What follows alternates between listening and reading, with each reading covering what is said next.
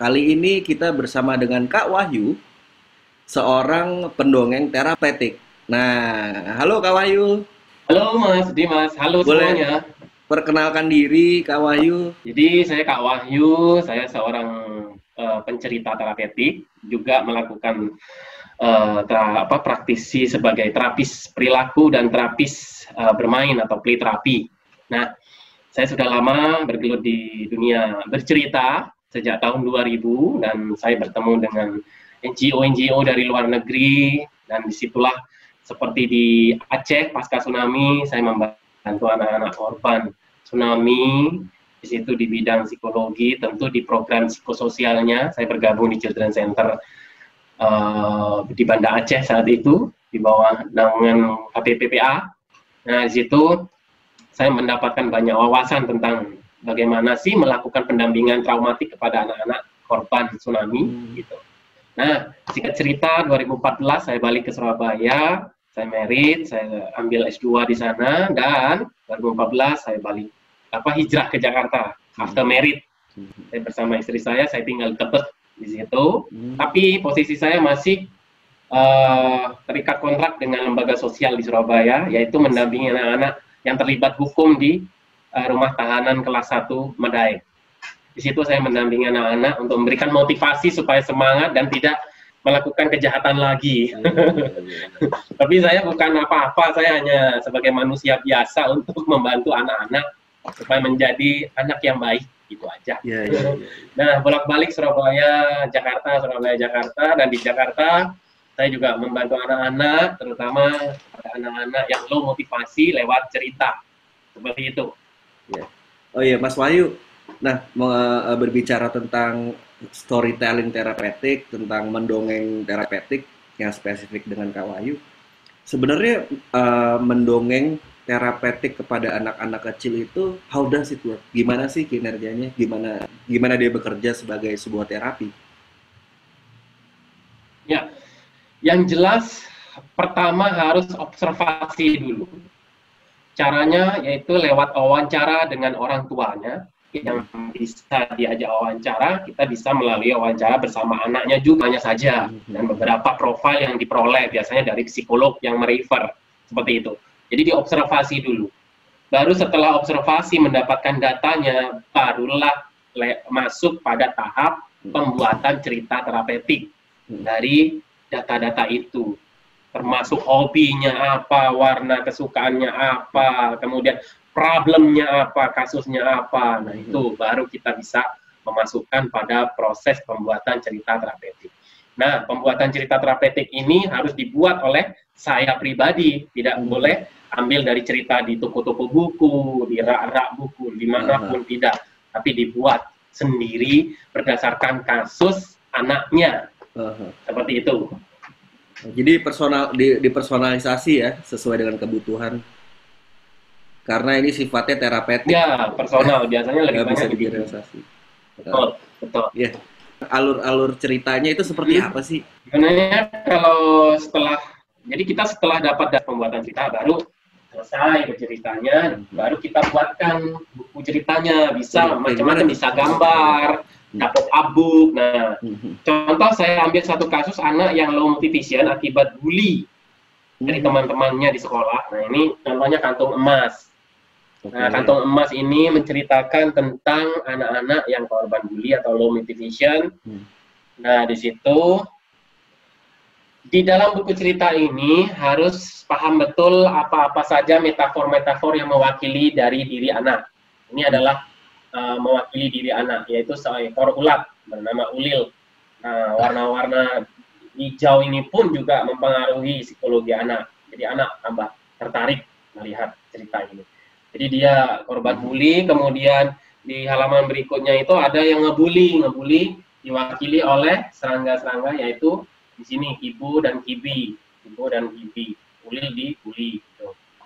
Nah, Ulil kan merasa down mentalnya akibat bulian tadi ya. Lalu di situ ada kekuatan Ulil, yaitu sahabat, orang tua, guru yang memperdulikan Ulil, yang peduli sama Ulil. Dia memberikan dukungan pada Ulil. Jangan bersedih Ulil, ada kami gitu. Ini masalah Mas Dimas, kalau dalam diri anak ada kekuatan ini yang di luar, dia bisa delusi sosial loh. Anak ini bisa delusi sosial dan bisa menjadi kayak depresi berat. Nggak ada yang peduli sama saya. Wah, ini gawat. Kalau ini sampai ekstrim, bisa-bisa dia berpikir yang ekstrim, yaitu mendingan saya nggak di dunia lagi. Nah gitu. Waduh, bahaya Bahasanya banget. ya. Pernah nanganin kasus yang se-ekstrim itu? Kekuatan dari luar belum. Tapi ada. Saya tidak menangani kasus yang saat ini ekstrim, mau bunuh diri belum. Tapi sebelum masuk pada fase ekstrim itu, kita bantu secepatnya daripada masuk pada fase itu, gitu loh. Iya. Kalau kita nggak bantu secepatnya, bisa jadi anak itu masuk pada fase itu, gitu loh. Ngeri, itu ngeri sih. Makanya pentingnya kepedulian. Iya, pentingnya kepedulian orang sekitar, terutama orang tua. Dan kebanyakan kasus-kasus anak ini biasanya ada problem internal keluarga. Nah, ini yang banyak kasus-kasus anak untuk saya tangani, gitu. Seperti itu. Nah, lanjut di sini nih adalah kekuatan dia yang selalu peduli. Nah, di situ mengajak bermain. Ternyata si Ulil itu masih ada orang yang peduli, yang ngajak bermain, yang empati gitu. Sehingga apa?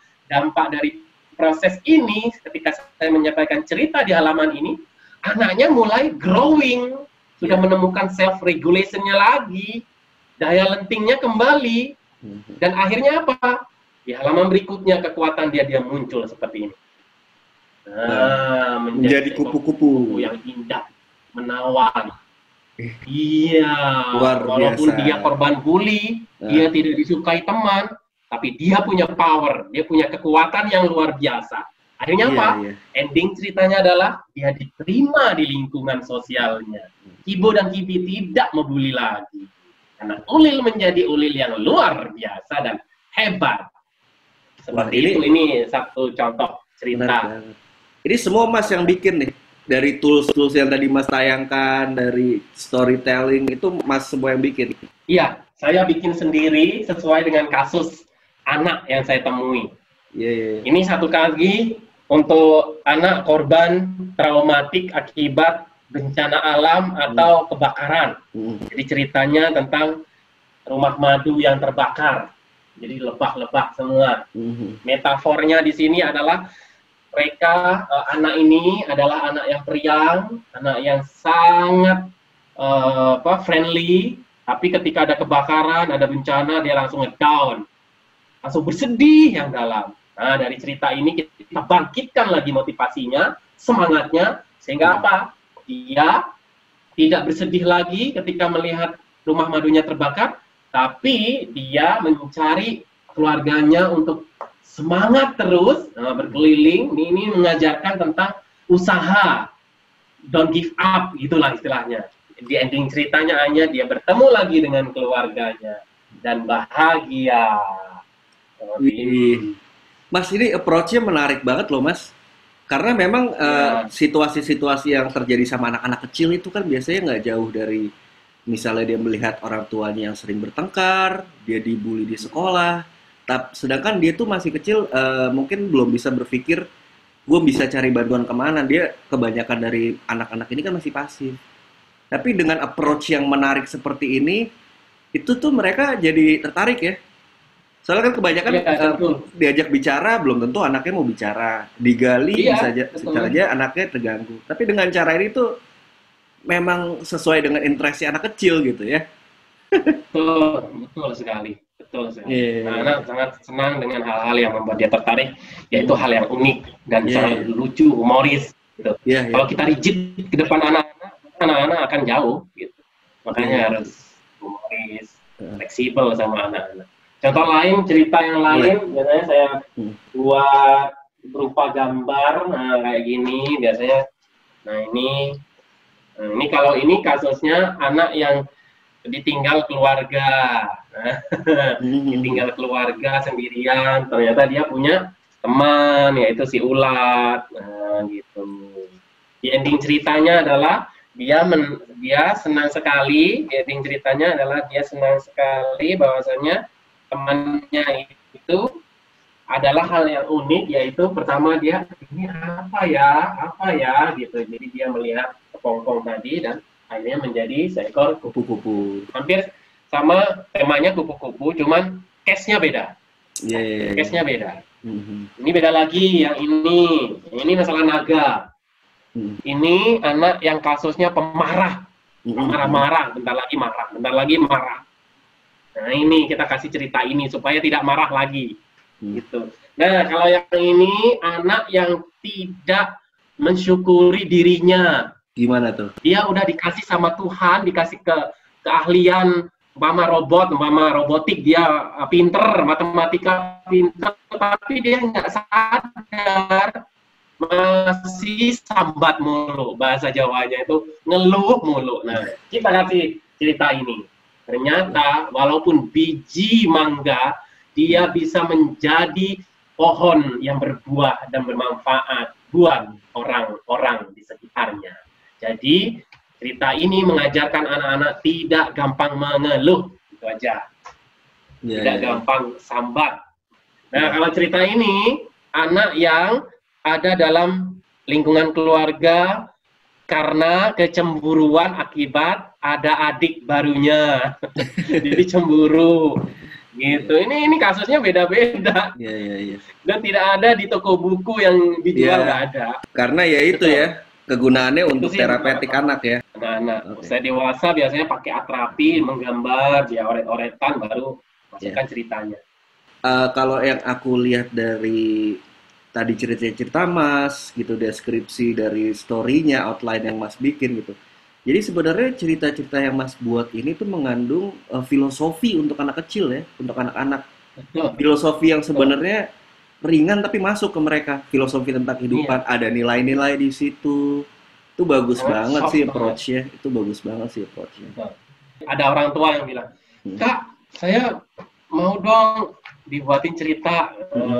Terus, tapi saya nggak bisa nyampein ceritanya, gimana ya Kak? Nah, jadi ada cerita terapeutik, tapi tidak semudah menyampaikan. Jadi ada caranya gitu loh. Jadi orang tua tidak sembarangan menyampaikan karena teknik penyampaiannya, cara skrip yang dipahami, cara ngomongnya ke anak, metodenya seperti apa. Ada caranya.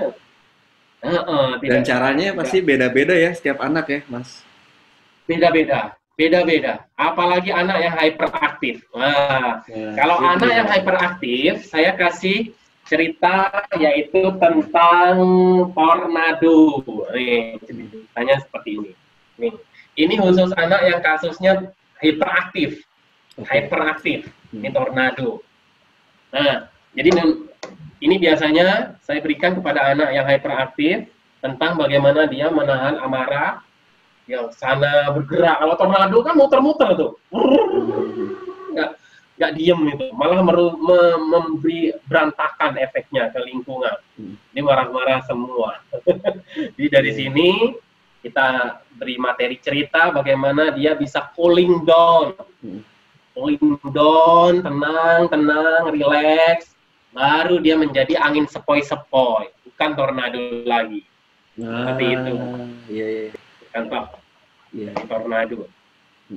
Mungkin ini ya Mas, dengan anak-anak yang ada masalah di dalam lingkungan sekitar atau di keluarganya itu, selain dia bisa mendapatkan encouragement untuk perlahan-lahan menjadi anak yang lebih baik gitu ya, anak yang lebih tidak sulit, atau bisa hilang dari trauma masa kanak-kanak mereka, tapi mereka juga terpicu untuk menjadi kreatif, melihat hasil kreativitas Mas Kak Wahyu ini kan. Bisa jadi. Gila, ternyata ini menarik, bisa menjadi suatu art gitu ya. Akhirnya mereka mencoba berprakarya, membuat cerita mereka sendiri. Dan testimoni orang tua mengatakan setelah pasca diberikan cerita dari saya, dari beberapa sesi, itu anaknya mulai kreatif.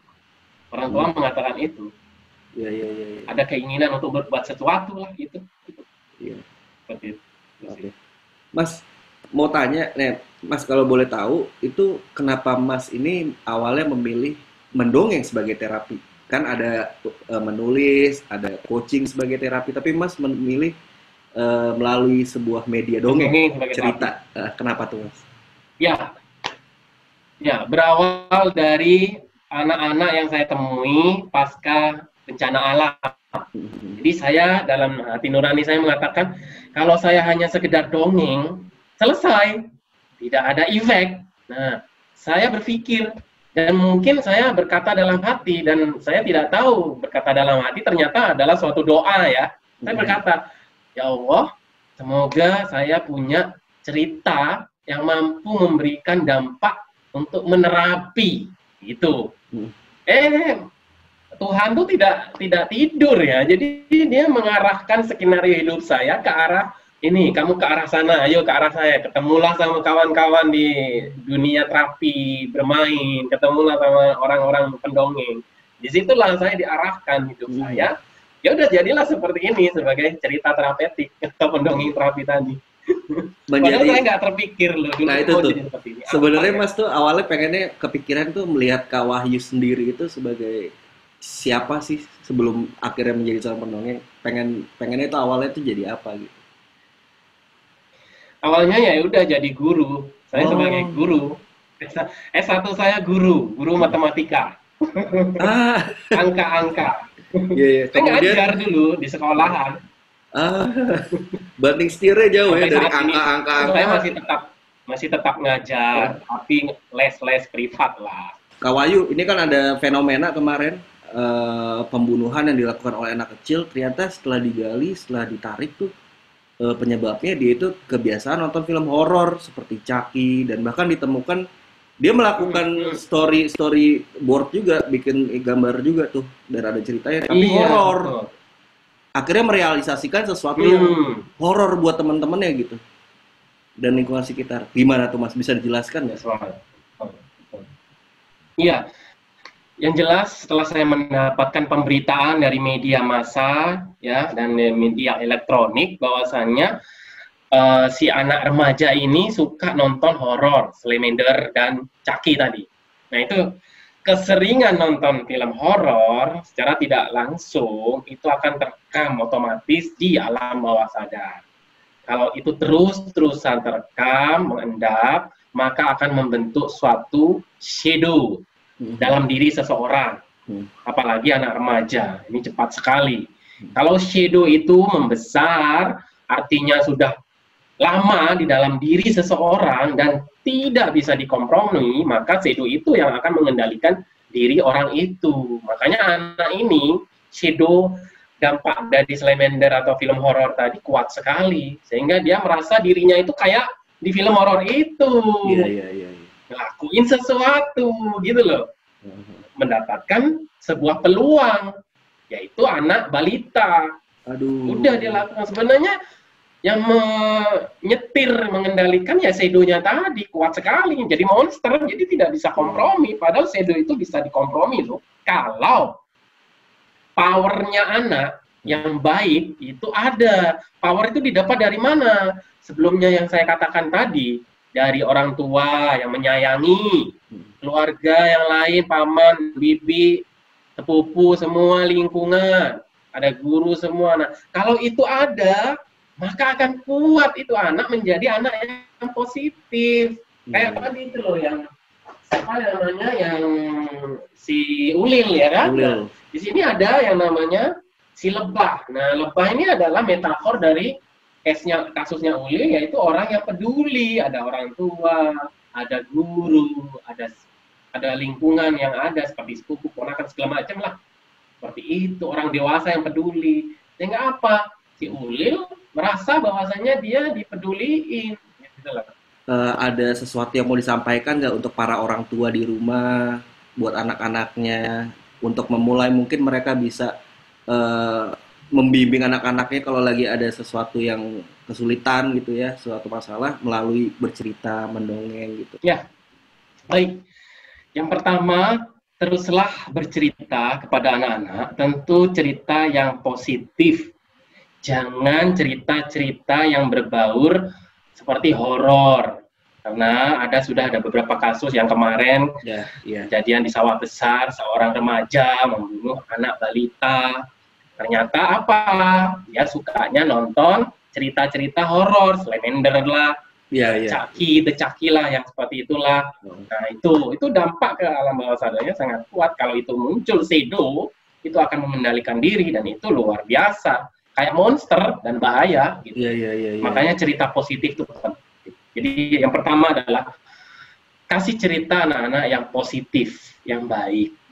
Kalau kasusnya adalah malas, umpama nih, kasusnya malas, ya udah cari buku-buku cerita yang memotivasi. Gitu. Tapi, butuh diterapi nih lewat cerita, ya tentu bisa menghubungi saya, bisa berkoordinasi atau berdiskusi lah minimal dengan Kak Wahyu mau diskusi dong, gimana ya? Anak saya tuh begini-begini. Jujur hari ini ada 3 orang yang menghubungi saya mendiskusikan tentang anaknya, cerita apa yang cocok seperti itu hari ini. Itu yang pertama ya, kasih cerita yang positif. Yang kedua, orang tua harus benar-benar meluangkan waktunya untuk anak-anak di rumah. Meluangkan waktunya, itu penting Mas Dimas. Meluangkan waktu, walau 5 menit tapi konsisten, itu sangat bagus. Walau 5 menit loh ya, tapi konsisten setiap hari. Kenapa? Karena sekarang kan banyak orang tua yang sibuk ya kan? Ya kan? Kerjanya dari jam 5, pulang jam 5. Ya kan? Lihat anaknya udah tidur. Kan bisa dilakukan di weekend. Atau setiap hari ketika tidur, temenin 5 menit, cerita, atau ngobrol, hal itu. Jadi yang kedua adalah meluangkan waktu untuk anak. Siapa lagi kalau bukan orang tuanya. Benar. Ya. Yang ketiga nih, buat cerita sendiri kalau bisa. Ya, buat cerita sendiri. Anaknya suka main mama sepak bola, ya udah ada gambar lah, jangan bilang aku nggak bisa gambar Kak Wahyu. Tidak, gambar yang menurut kita jelek, tapi menurut anak itu luar biasa loh, bisa ketawa loh anak-anak. Menurut kita jelek nih gambarnya, tapi anak-anak, yay, I'm happy because your drawing is good, gitu. Seperti itu. Jadi buat cerita sendiri. Nah, kalau kesulitan, monggo. Saya siap untuk teman diskusi membuat cerita terapeutik. Kalau kesulitan, ya. Siap. Itu yang ketiga. Yang keempat saya pesan ke orang tua dan semuanya, terutama orang tua, jangan pernah berhenti untuk terus memberikan cerita.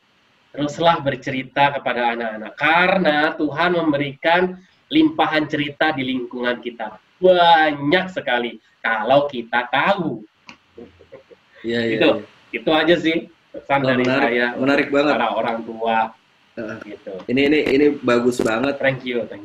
Banyak pelajaran yang bisa diambil dari Kak Wahyu. Kalau kita recap, tadi pertama Kak Wahyu bilang bahwa kita harus memberikan cerita-cerita yang positif, yang bagus-bagus. Jangan sampai kejadian seperti yang tadi Kak Wahyu sampaikan, dia banyak nonton film horor, terus dia menjadi orang yang anak kecil yang penuh dengan kemarahan, dendam, bahkan bisa melakukan sesuatu yang seharusnya anak kecil tidak lakukan, perbuatan kriminal yang seharusnya anak kecil hindari. Karena mereka juga belum bisa bedain mana yang baik dan yang buruk. Yang pertama kan itu ya. Kemudian yang kedua, betul. Iya, kemudian yang kedua tadi Mas Wahyu juga bilang bahwa luangkan waktu, walau cuma 5 menit itu berarti. Nah, kita kan semua pernah jadi anak-anak juga, dan untuk bapak-bapak ibu di rumah, pasti ketika ada orang tua kita di rumah saat kita kecil, mereka pulang kerja gitu ya, itu walaupun cuma sebentar atau sebelum tidur gitu, itu memberikan kita rasa nyaman, kita merasakan kasih di situ ya. Dan yang ketiga tadi kalau apalagi saat ini ada pandemi, durasi di rumah saja kan panjang tuh. Nah, ini kesempatan bersama anak-anak ya kan. Pasti seneng anak-anak. Pasti. Papa mama di rumah terus gitu. Bisa nonton, bisa itu mulai lakukan cerita. Nah, tadi tuh yang sesuai dengan yang ketiga juga. Mulailah buat cerita, kalau kata Kawai, mulailah buat cerita sendiri. Dipersonalisasi sesuai dengan anaknya. Karena kan mau gimana pun juga orang tua lebih tahu anaknya, itu malah mungkin bisa masuk. Dan untuk merangsang mereka punya kreativitas juga ya, untuk berimajinasi, untuk memvisualisasikan sesuatu. Sama dengan ini Mas Dimas. Analognya, kalau kita ke sekolah dibawain bekal makanan sendiri oleh orang tua, lebih baik daripada makanan di luar. Aman kan? Dari Iya. vaksin, Iya. sama dengan itu. Oke, terima kasih banyak ya Kak Wahyu ya, udah sharing perspektifnya tentang terapi melalui mendongeng, sebuah tools melakukan terapi, terutama spesifik kalau Kak Wahyu kasusnya untuk anak ya. Thank you banget. Nanti kita bisa ngobrol-ngobrol lebih banyak Sama. lagi. Nanti kalau yang mau tahu Kak Wahyu siapa, ada video apa link YouTube-nya, saya akan taruh di description juga. Nanti kalau misalnya ada yang mau tahu atau ngobrol lebih banyak dengan Kak Wahyu, mungkin di description juga bisa saya kasih email Kak Wahyu ya. Kak Wahyu ya. Iya. Ya, siap. Dan tentunya Mas Dimas, dan tentunya adalah cerita terapeutik tentu dongeng, tapi dongeng belum tentu cerita terapeutik. Ya. Nah, Dari saya Kak Wahyu, mudah-mudahan bermanfaat buat kita semua. Ya. siap. Terima kasih Mas Dimas. Thank you Kak Wahyu.